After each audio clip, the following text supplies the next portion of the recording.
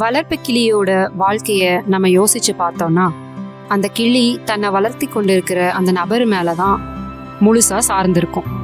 அடுத்த வேளை சாப்பாட்டுக்கு அந்த கிளி கவலைப்பட தேவையில்லை. தங்குவதற்கான இடமும் அதுக்கு இருக்கு, பாதுகாப்பான உணர்வும் அதுக்கு இருக்கு. ஆனா இப்படிப்பட்ட ஒரு சூழ்நிலையில இருக்கிற கிளிய திடீர்னு அதோட கூட்டிலிருந்து துரத்தி விட்டா அந்த கிளியோட நிலைமை என்ன ஆகும்? ஒவ்வொரு வேளை உணவிற்கும் அது தேடி அலைய வேண்டிய நிலைமை அதுக்கு வரும். பாதுகாப்பாக தங்குறதுக்கு கூட சரியான இடம் இல்லாம அலைஞ்சு திரியும். ஆனா அப்படி பறக்க விடப்பட்ட கிளி காலப்போக்குல அந்த வாழ்க்கை அதுக்கு பழகி போயிடும். ஏன் தெரியுமா? ஏன்னா தன்னை வளர்த்த அந்த நபர் மேல இருக்கிற அந்த நம்பிக்கையை விட்டுட்டு தன்னை படைச்ச தன்னோட தேவன் மேல அதிகமான நம்பிக்கை வைக்க ஆரம்பிச்சிடும். தன்னை படைச்ச தன்னோட தேவன் தன்னை ஒவ்வொரு நாளும் போஷிக்கிறதையும் பாதுகாக்கிறதையும் அது நிச்சயமா உணரும். ஏன்னா தேவன் வாக்கு பண்ணியிருக்காரு, சாலமோன் முதலாய் தன் சர்வ மகிமையிலும் அவைகளில் ஒன்றை போலாகிலும் உடுத்தி இருந்ததில்லை அப்படின்னு வசனம் சொல்லுது. அதே போலதான் ஆபிரகாமுடைய வாழ்க்கை எடுத்து பாருங்களேன். தேவன் அவரை தன்னோட குடும்பத்தை விட்டு அழைக்கிறார். ஆபிரகாம் தன்னோட தகப்பனோட இருந்தப்போ ஒரு கம்ஃபர்டான ஒரு ஜோன்ல இருந்திருக்கலாம். தன்னோட எதிர்காலத்தை பற்றியோ எந்த ஒரு காரியங்களை பற்றியோ பெருசாக நினைக்காம கவலைப்படாமல் ஒரு வாழ்க்கையை சந்தோஷமாக வாழ்ந்துட்டு இருந்திருக்கலாம். ஆனால் தேவன் அழைச்சதுக்கு அப்புறமா அவருடைய வாழ்க்கையில் ஏற்பட்ட காரியங்கள் எல்லாவற்றையும் நம்ம யோசிச்சு பார்க்கலாமா? தேவன் எங்கே போகணும்னு சொல்லலை, என்ன பண்ணணும்னு சொல்லலை, போக சொல்லிட்டாரு.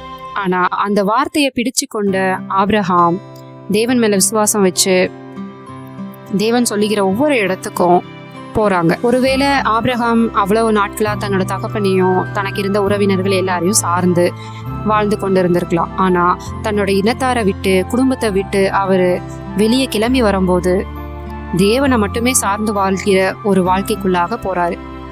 அதுக்கப்புறமா ஆபிரகாம் எந்த அளவு ஆசீர்வதிக்கப்பட்டாருன்னு நம்ம எல்லாத்துக்குமே தெரியும். பூமியில் உள்ள வம்சங்கள் எல்லாம் உனக்குள் ஆசீர்வதிக்கப்படும் சொல்லி ஆபிரகாம எல்லா வம்சத்துக்கும் ஜாதிகளுக்கும் ஆசீர்வாதமா மாற்றினாரு. ஏன்னா அவருடைய வம்சத்துல தான் உலக ரட்சகரான இயேசு கிறிஸ்து பிறக்கிறாரு. இதே போலதாங்க தேவனுடைய பிள்ளைகளாகிய நீங்க உங்க வாழ்க்கையின் சூழ்நிலைகள்ல இப்போது தனிமையா இருக்கீங்களா? பாதுகாப்பற்ற ஒரு சூழ்நிலையை உணர்றீங்களா? அல்லது மாயமாலமான வாழ்க்கைக்குள்ள இருக்கிற மாதிரி கூட தோணலாம்.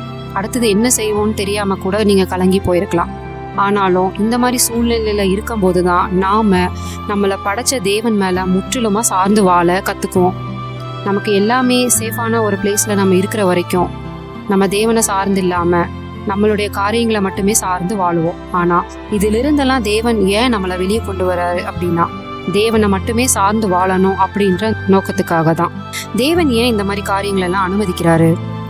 நமக்கு எல்லாமே சரியா நடந்துருச்சு அப்படின்னா நாம தேவனை நம்புவதை விட்டுட்டு நம்ம கிட்ட இருக்கிற காரியங்களையும் நம்ம கூட இருக்கிற நபர்களையும் தான் அதிகமா சார்ந்து வாழ ஆரம்பிச்சிடுவோம். இந்த காரியங்கள் எல்லாம் நமக்கு ஏமாற்றத்தை தான் கொடுக்கும். ஏன்னா நாம நம்ப வேண்டிய சார்ந்திருக்க வேண்டிய ஒரே நபர் நம்மை படைத்த தேவாதி தேவன் மட்டுமே. எனவே தேவன் சில நேரங்கள்ல நம்மளை தனிமைப்படுத்தலாம், ஒரு கம்ஃபர்ட் ஜோன் இல்லாத மாதிரி ஒரு சூழ்நிலையில நம்மளை கொண்டு போய் விடலாம்.